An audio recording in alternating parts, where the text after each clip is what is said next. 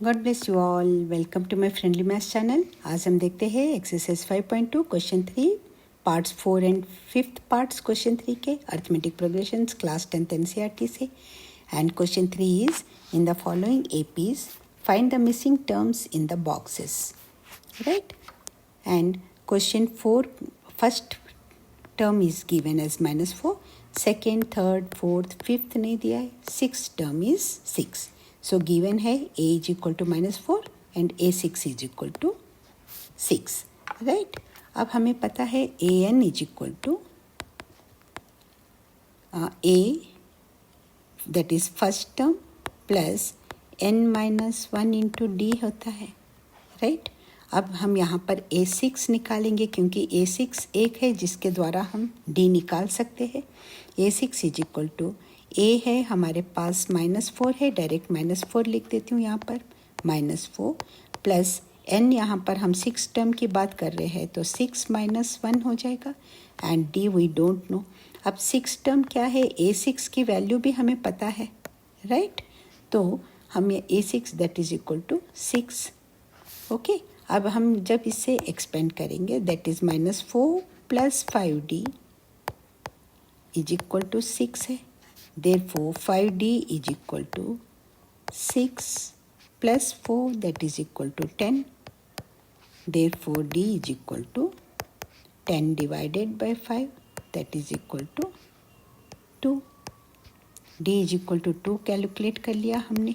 अब बड़े आसानी से हम बाकी टर्म्स भी आराम से निकाल सकते हैं। देखिए a1 दिया हुआ है यहाँ पर and a2 is equal to a plus d हो जाएगा और a दिया है -4 और d हमने कैलकुलेट किया +2 दैट इज इक्वल टू -2। ये हो गया a2 is equal to -2। Similarly a3 is equal to a2 plus d and a2 is -2 plus 2 that is equal to 0 and a4 is equal to a3 plus d and a3 हमने calculate किया 0 आ गया और plus d है 2 that is equal to 2 और a5 is equal to a4 plus d. a4 हमने calculate किया 2 और d भी कैलकुलेट किया 2 that is equal to 4। a6 already given है, देयरफॉर हमारा जो रिक्वायर्ड AP होगा वो हो जाएगा the AP is first term है -4, सेकेंड टर्म हमने कैलकुलेट किया -2, third term 0, fourth term 2, fifth term 4 and 6th term दिया हुआ है क्वेश्चन में 6। This is the answer. I hope ये पार्ट आपको क्लियर है। आइए देखते हैं next part, 5th part. 5th part में फर्स्ट टर्म नहीं दिया है, second term 38 given, then third, fourth, fifth not given, 6th given. a2 38 दिया है, a6 -22 दिया है और हमें जनरलाइज फॉर्मूला पता है an is equal to a plus n-1 into d, right. आइए आगे देखते हैं कैसे करना है। अब हम पहले a2 निकाल लेते हैं। a2 के लिए क्या करना होगा, a प्लस अब n यहाँ पर 2 है तो 2 - 1 इंटू डी। अब a2 की वैल्यू हमें पता है that is equal to 38, okay. So ये अल्टीमेटली हो जाएगा a plus 2 - 1 is equal to 1d है तो हम d लिख सकते, a plus D is equal to 38। इसे हम इक्वेशन 1 मान लेते हैं, राइट। अब हम निकाल सकते a6 निकाल सकते क्योंकि a6 भी दिया हुआ है क्वेश्चन में। a6 is equal to a plus अब n6 है तो वो हो जाएगा 6 - 1, 6 जिस टर्म की बात कर रहे हो उसमें से एक माइनस करना है, into d is equal to 6 term की वैल्यू दिया हुआ है -22 given in the question, okay. तो ये हो जाएगा a plus 6 - 1 is equal to 5d, a plus 5d is equal to -22। अब हम इसे सेकेंड इक्वेशन 2 मान लेते हैं। अब देखें यहाँ पर भी a है और यहाँ पर भी a है।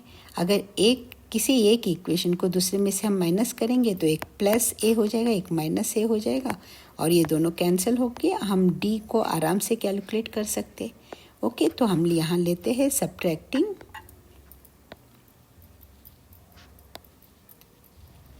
subtracting equation 2 from 1.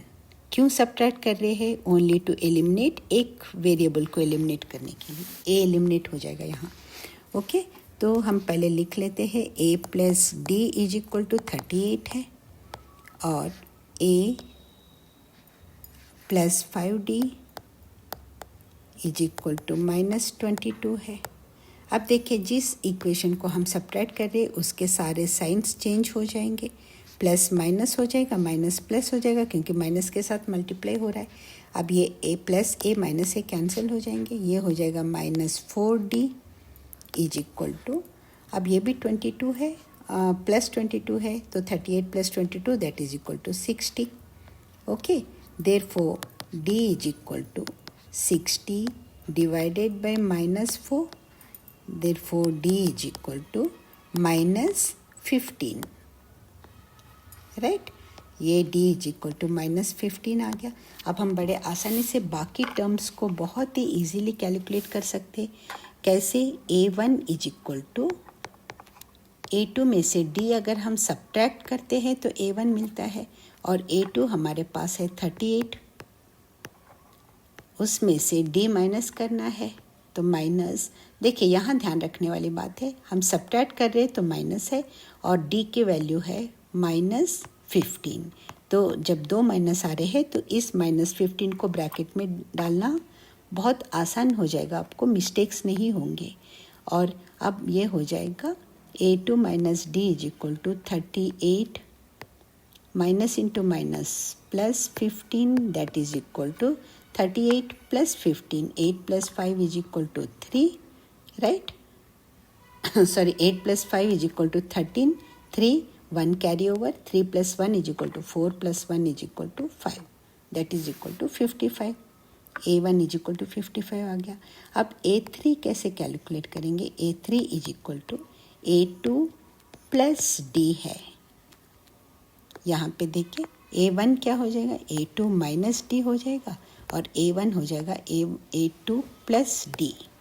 राइट, तो a2 प्लस डी, a2 है हमारे पास 38 इज गिवन, 38 प्लस डी है -15 दैट इज इक्वल टू 38 -15 हो जाएगा अब. एंड 38 -15, 8 में से 5 गया 3, राइट, एंड 3 में से 1 माइनस हो गया 2, 23. Okay, so a3 is equal to 23. Sorry. Now similarly a4 calculate करेंगे हम. a4 is equal to a3 plus d. Again a3 हमने कैलकुलेट किया, 23 आ गया, 23 plus -15, right, that is equal to 23 minus 15.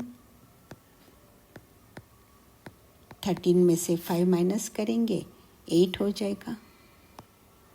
Okay, 15 plus 8 is equal to 23, 8 है. Right, अब a5 is equal to a4 plus d that is equal to a4 आ रहा है, 8 आ रहा है. मैं इन्हें रेड बॉक्सेस में डाल देती हूँ. ये देखिए, ये a1 है, राइट, ये a2 है,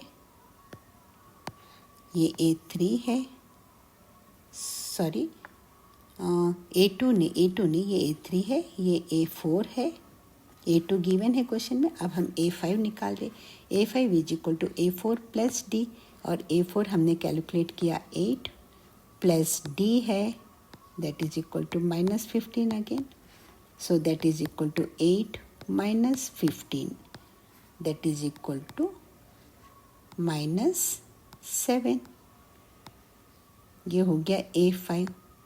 अब देखिए, a6 मीन्स -7 में -15 हम ऐड करेंगे तो वो हो जाएगा 15 प्लस 7 कितना होगा? 22. तो -22 और -22 दिया है.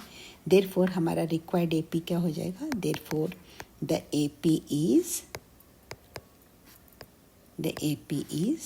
53, 38 ओके 38 गिवन है, सेकेंड वाला तो दिया हुआ है, सॉरी।